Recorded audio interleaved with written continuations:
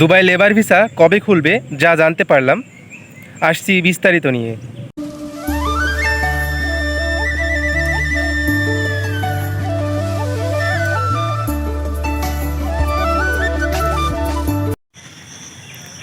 Hello everyone, আসসালামু আলাইকুম। আশা করি সকলে ভালো আছেন।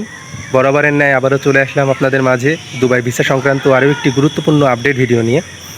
সো বন্ধুরা, আপনারা সকলে জানেন যে বর্তমানে দুবাই লেবার ভিসার কি অবস্থা। টুকটাক কিন্তু সবাই নিউজ পাচ্ছেন। সো দুবাই লেবার ভিসা কবে খুলবে এবং এক নাগারে কবে চালু হবে, এটাই আমি আজকে বিস্তারিত আলোচনা করব এবং আপনাদের সর্বশেষ যে আপডেটটা এটা দেওয়ার ইনশাল্লাহ চেষ্টা করব। সো প্রথমত আসি যে দুবাই লেবার ভিসা নিয়ে। দুবাই লেবার ভিসা কবে চালু হবে এটা আমাকে অনেকে প্রশ্ন করেছেন ইতোমধ্যে, এবং অনেকে কমেন্ট করে বলছেন যে ভাইয়া দুবাই লেবার ভিসা কবে চালু হবে একটু বলেন। সো আমি যদি বলি দুবাই লেবার ভিসা চালু হবে না, এটা আপনারা অনেকে ভেবে বলতে পারেন যে ভাইয়া ডিমোটিভেট করতেছে, বা অনেকে অনেক রকমভাবে মন্তব্য করতে পারেন। তবে আমি আমার স্থান থেকে বলতে চাই যে দুবাই লেবার ভিসা এত সহজে চালু হবে না। বর্তমানে অনেকে বলছেন যে জুলাই জুনের দিকে খুলবে, জুন জুলাইয়ের মাঝামাঝি সময়ে খুলবে। এটাও কিন্তু হবে না, আপনারা দেখে নিন। সো কী জন্য হবে না এটাই বলছি যে দেখেন, দুবাইতে কিন্তু বর্তমানে হাই প্রফেশনাল যে ভিসাটা এটা কিন্তু চালু রয়েছে, স্বল্প পরিসরে হচ্ছে। আর যেই ভিজিট ভিসাটা এটা কিন্তু নর্মালি যে ভিজিট ভিসাটা ওই রকমভাবে হচ্ছে না। যারা বিজনেসের ক্ষেত্রে বা বিভিন্ন হাই ক্যাটাগরির ক্ষেত্রে যেতে চাচ্ছেন সেক্ষেত্রে দেখা যাচ্ছে যে হচ্ছে। সো এর মধ্যে বাংলাদেশের কিছু দালাল চক্র, অর্থাৎ বাংলাদেশের কিছু এজেন্সি যারা সংযুক্ত আরব আমিরাত রয়েছেন, বিশেষ করে সেই সকল কিছু এজেন্সি অর্থাৎ একজোট হয়ে আগের মতো করেই কিন্তু দালালি করে যাচ্ছেন। সো বর্তমান প্রেক্ষাপট অনুযায়ী দুবাই লেবার ভিসা চালু হতে কিছু সময় লাগবে। তবে যে দালালিগুলো শুরু হয়েছে, যেমন সার্টিফিকেট জালিয়াতি, দেখুন যে আমরা আগেও যখন দেখেছি যে সার্টিফিকেট জালিয়াতির কারণেই কিন্তু ভিসাটা বন্ধ হয়েছিল, এটা আমরা অনেকে মন্তব্য করেছি এবং অনেকে জেনেছি। সো ভুয়া সার্টিফিকেটের কারণেই কিন্তু আসলে এই যে ভিসা, এই যে শ্রম বাজার কিন্তু বন্ধ হয়েছে। আমরা গতকালকেও একটা কিন্তু ভিডিও দেখলাম যে সোশ্যাল মিডিয়ায় তীব্র ভাইরাল হয়েছে। সেটা হলো একটা ছেলে, অর্থাৎ একটা ছোট বাচ্চা, 18 বছর আপ হয়নি, সে মালদ্বীপে যাওয়ার জন্য বাংলাদেশ ছেড়েছিল এবং সেই মালদ্বীপের যে এয়ারপোর্ট সেখান থেকে কিন্তু ডিপোর্ট করে দিয়েছে, বাংলাদেশে পাঠিয়ে দিয়েছে। তাহলে দেখেন ওই ছেলেটা এখনও বয়সই হয়নি, সেই ছেলেটা কিভাবে বাংলাদেশের এয়ারপোর্ট টপকায়, এটা একটা চিন্তা ভাবনার বিষয়। আর পাসপোর্ট এখন যে অবস্থা, যে বাংলাদেশের যে সবার বাইরে যাওয়ার প্রতি একটা আলাদা একটা কিন্তু রিয়াকশন। সো এটা পরে আসি।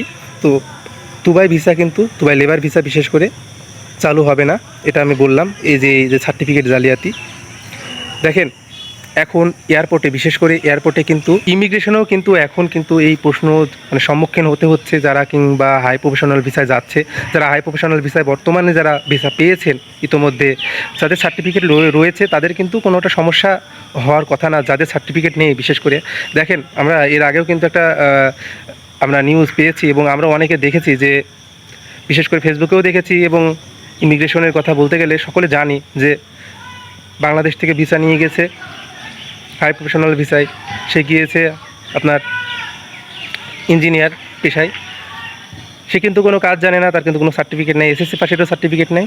তাকে জিজ্ঞাসা করছে হোয়াটস ইউর নেম, সে কিন্তু বলতেও পারেনি যে আপনার নামটা কি, হোয়াটস ইউর নেম, নামটা কি, সে কিন্তু নামের উত্তরটাও দিতে পারেনি যে আমার নামটা কি, নামও বলতে পারেনি। সো এটা একটা জিনিস দেখেন যে বাংলাদেশেদের যে দালালি, যারা দালালি করেন, বা যে দালালি যারা পেশা যারা আবদ্ধ রয়েছেন, দেখেন যে মানুষকে কীভাবে প্রতারণা করে আসলে হাই প্রফেশনাল ভিসা দিয়ে নিয়ে যান। এবং দেখেন ভিসা খোলার একটা যে কথা ছিল যে ভিসা খুলবে, হ্যাঁ ভিসা খুলবে, এখন দেখেন এই ধোঁয়াশাটা কিন্তু আসলে দিন দিন কিন্তু আর একটা বেড়ে চলেছে। দেখেন ভিসা খুলবে আমরা যতই বলছি না কেন, নর্মালিভাবে যে ভিসাগুলো তারা রানিং করে দিয়েছিল, ফ্রি জোনের ভিসাগুলো দেখছিলাম যে কিছুদিন আগে হচ্ছিল, এবং নিয়োগও চলছিল। দেখেন বর্তমানে কিন্তু আসলে অতটা সার্কুলার নাই। আমরা অনেকে আবার বলছি যে প্রিজনের ভিসাগুলো বন্ধ করে দিয়েছে, আসলে এটা কিন্তু ভুল ধারণা। দেখেন অতটা সার্কুলার নাই। তবে বর্তমানে এটাই বলতে পারি যে আসলে ভিসার যে ব্যাপারটা, আসলে লেবার ভিসা খোলার যে ব্যাপারটা দিন দিন কিন্তু হারিয়ে যাচ্ছে। সো এদিক থেকে আমাদের আসলে মানে সচরাচর যেই বিষয়টা যে মাথায় আসে যে বাংলাদেশেতে যে যারা কিংবা মানুষ নিয়ে যাচ্ছেন বা লোক নিয়ে যাচ্ছেন, আর যারা কিংবা হাই প্রফেশনাল ভিসায় যাওয়ার কথা ভাবছেন, অবশ্যই লিগেল যে সার্টিফিকেট, এই সার্টিফিকেটে যাওয়ার চেষ্টা করবেন। আর যারা অলরেডি চলে গিয়েছেন তাদের কথা বাদই দিলাম। তবে আপনারা দুই একজনের জন্য কিন্তু আসলে যে শ্রমবাজারটা, হ্যাঁ, এই যে শ্রমবাজারটা আসলে খোলার যে কথা ছিল, এই শ্রমবাজারটা যেন বন্ধ না হয়, আপনারা সেদিকে একটু সচরাচর চোখ রাখবেন আর গুরুত্বটাও দিবেন। সো এখন এই পর্যায়ে আর বর্তমানে যে সকল ভিসাগুলো খোলা রয়েছে এই আপডেটটা আমি দিচ্ছি। বর্তমানে মহিলাদের যে ভিসাগুলো, গৃহকর্মী এবং বর্তমানে যে মহিলাদের যে লেবার ভিসাটা, এটা নর্মাল যে ইনসাইড আউটসাইড টোটালি কিন্তু কম বেশি হচ্ছে, অলরেডি হয়েছে দেখলাম। সো বর্তমানে ফ্যামিলি ভিসাটাও কিন্তু হচ্ছে। ফ্যামিলি ভিসা কীভাবে হচ্ছে, আপনারা যারা যেতে যাচ্ছেন, যাদের ফ্যামিলি মেম্বারকে নিয়ে যেতে চাচ্ছেন, অথবা ভাই হোক, মা হোক, বোন হোক, সে যেই হোক না কেন, আপনারা চাইলে হাই প্রফেশনাল ভিসা যে ভিসাটা রয়েছে, আপনারা ক্যাটাগরি চেঞ্জ করে, আপনারা সিস্টেম করে, অথবা যেই ট্যুরিস্ট ভিসাটা রয়েছে, আপনারা এই সিস্টেম করে ইনশাল্লাহ নিয়ে যেতে পারবেন। তবে খরচটা তুলনামূলক অনেক বেশি, আর সময় আসলে ম্যান্ডেটরি নয়, সময়টা হয়তো বা একটু বেশি লাগতে পারে। সো আপনারা নিয়ে যেতে পারবেন চাইলে, আপনাদের যাদের বৈধ যে ভ্যালিড ইমিগ্রেট যে আইডি কার্ড রয়েছে, এই মাধ্যমে আপনারা নিয়ে যেতে পারবেন। সো বর্তমানে এই আপডেট, এরপরে আসলে আমরা কোনো আপডেট পাইনি। আর বর্তমানে কিছু কিছু আরটিএ কোম্পানি যে ভিসাগুলো, এগুলো হচ্ছে।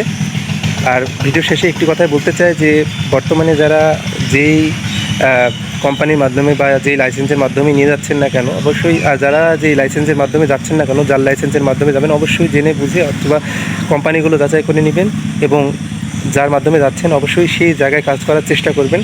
যে লাইসেন্সের মাধ্যমে যাবেন এবং যেই কাজের মাধ্যমে যাবেন, সেই কাজ ব্যতীত যদি অন্য কোনো জায়গায় কাজ করেন, যদি একবার সিআইডি ধরে ভাই, দেখেন নিজেও কিন্তু সম্বলটুকু হারাবেন। আর বাংলাদেশ থেকে যারা যাওয়ার কথা ভাবছে, অর্থাৎ আপনাদের দুই একজনের জন্যে, অর্থাৎ 10-12 জনের জন্য কিন্তু সকলেরই কিন্তু স্বপ্নটা ভঙ্গ হয়ে যাবে।